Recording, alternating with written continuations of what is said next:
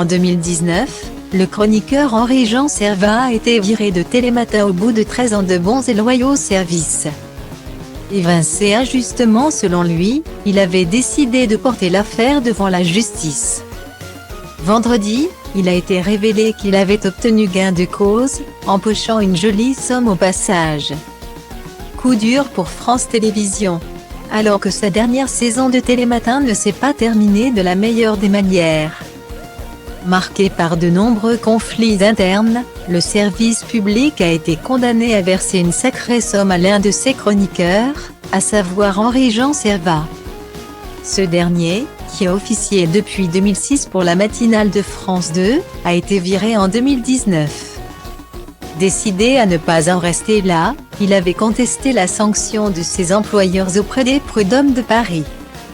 Jugeant son éviction injuste et apportant ses 680 contrats à durée déterminée en guise de preuve.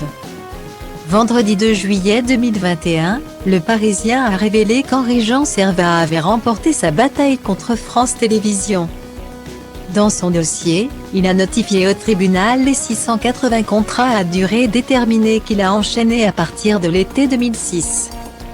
D'après nos informations, la justice vient donc de les requalifier en CDI, ce qui lui garantit d'importantes indemnités. Notamment pour licenciement sans cause réelle et sérieuse, rapportent nos confrères. Et en effet, selon eux, l'ex-chroniqueur va pouvoir recevoir 134 000 € d'indemnité.